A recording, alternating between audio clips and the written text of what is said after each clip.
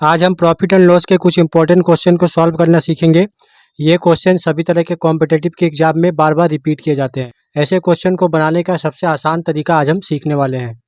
तो चलिए वीडियो को शुरू करते हैं। वीडियो को शुरू करने से पहले अगर आप हमारे चैनल पे नए हैं तो हमारे चैनल को सब्सक्राइब कर ले और बेल आइकन के ऑल पे क्लिक कर ले ताकि आने वाले वीडियो का नोटिफिकेशन आपको मिलता रहे। यह हमारा पहला क्वेश्चन है।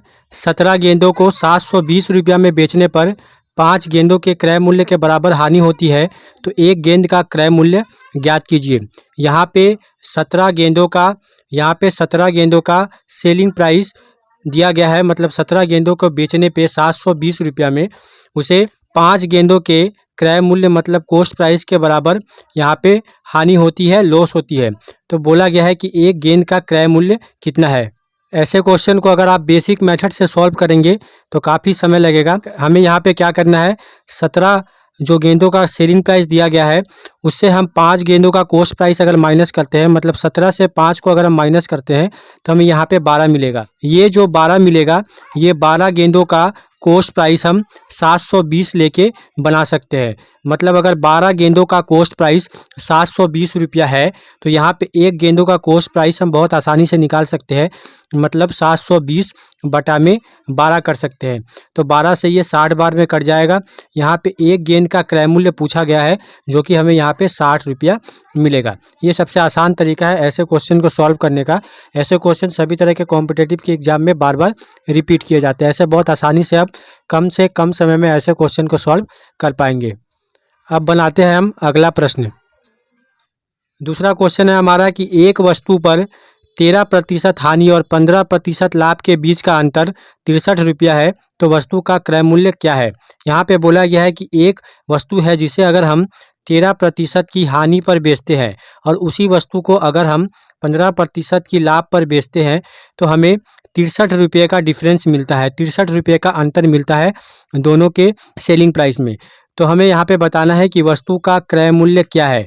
मतलब हम यहाँ पे क्या करेंगे, इसका सबसे आसान तरीका क्या है, यहाँ पे दोनों परसेंटेज को, प्रॉफिट परसेंटेज और लॉस परसेंटेज को ऐड कर देंगे तो हमें यहाँ पे मिलेगा 28%। इस 28% से हम क्वेश्चन को बहुत आसानी से सॉल्व कर सकते हैं।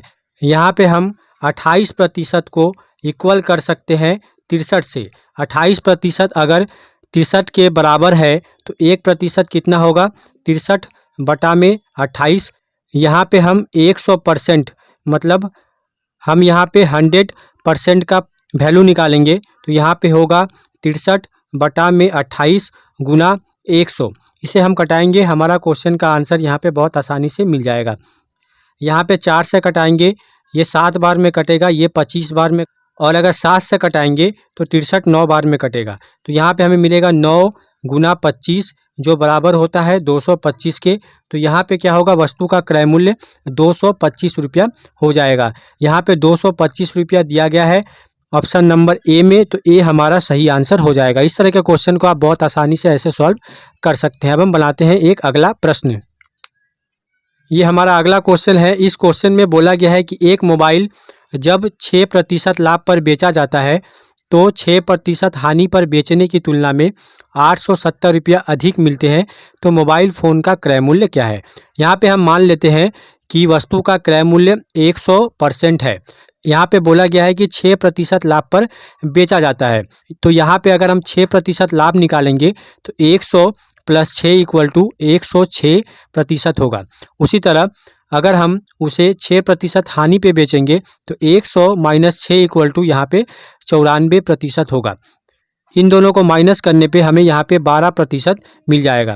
या फिर आप ऐसा कर सकते हैं कि 6% लाभ प्लस 6% हानि को इक्वल करके 12% कर सकते हैं। यहाँ पे इस 12% से हम क्वेश्चन को बहुत आसानी से सॉल्व कर सकते हैं। जैसे यहाँ पे 12% = हम लिखेंगे 870 रुपया, तो यहाँ पे 1% के बराबर होगा 870 बटा में 12।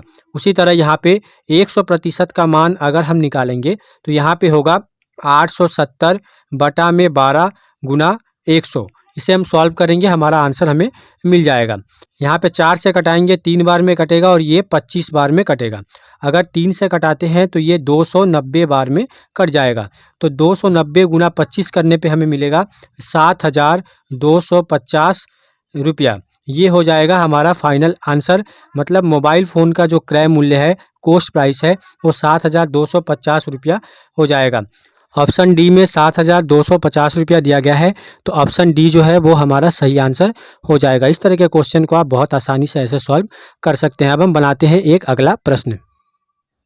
इस क्वेश्चन में बोला गया है कि एक कुर्सी के विक्रय मूल्य पर 10% और 14% की छूट देने पर 27 रुपये का अंतर मिलता है, तो कुर्सी का क्रय मूल्य ज्ञात करें। यहाँ पे हम क्या करेंगे, यहाँ पे बोला गया है कि 10% और 14%, दो यहाँ पे डिस्काउंट मतलब छूट दिया जाता है। तो हम क्या करेंगे, इन दोनों का डिफरेंस निकाल लेंगे। इन दोनों का डिफरेंस हमें यहाँ पे मिल जाएगा 4%।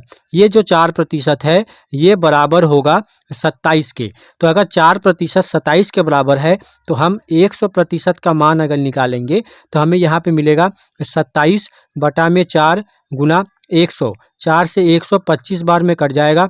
27 गुना 25 हमें यहाँ पे मिल जाएगा 675 रुपया। 675 रुपया हो जाएगा हमारा फाइनल आंसर, जो कि ऑप्शन सी में दिया गया है। तो ऑप्शन सी हमारा सही आंसर हो जाएगा। इस तरह के क्वेश्चन को आप ऐसे बहुत आसानी से सॉल्व कर सकते हैं। अब हम बनाते हैं एक अगला प्रश्न। इस क्वेश्चन में बोला गया है कि एक वस्तु 12% हानि पर बेची गई।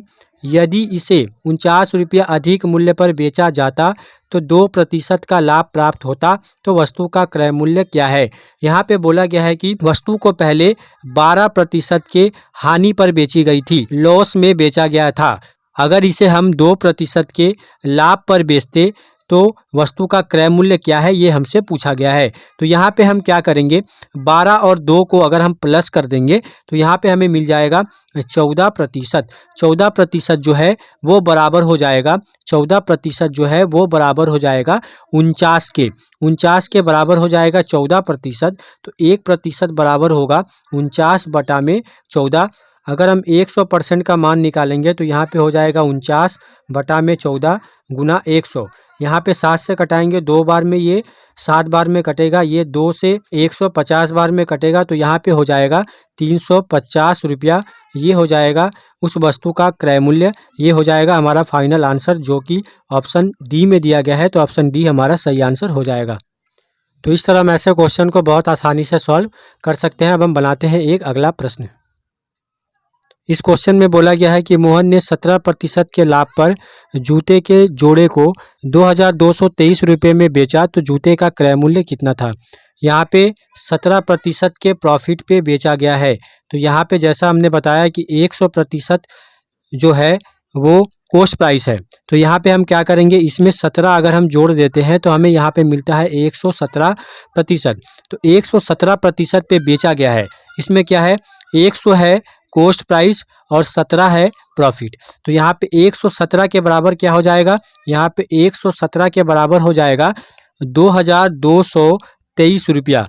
तो यहाँ पे 100% का मान हम निकाल सकते हैं, जैसे हमने पहले निकाला है 2,223 बटा में 117 गुना 100। ऐसे करके हम निकाल लेंगे 100% का मान, तो हमें यहाँ पे आंसर आसानी से मिल जाएगा। अगर आप 117 से 2,223 को कटाएंगे तो ये 19 बार में कट जाएगा। 19 गुना 100 होता है 1,900 रुपया। ये हो जाएगा हमारा फाइनल आंसर। मतलब जूते का क्रय मूल्य था 1,900 रुपया, जो कि ऑप्शन डी में दिया गया है। तो ऑप्शन डी हमारा सही आंसर हो जाएगा।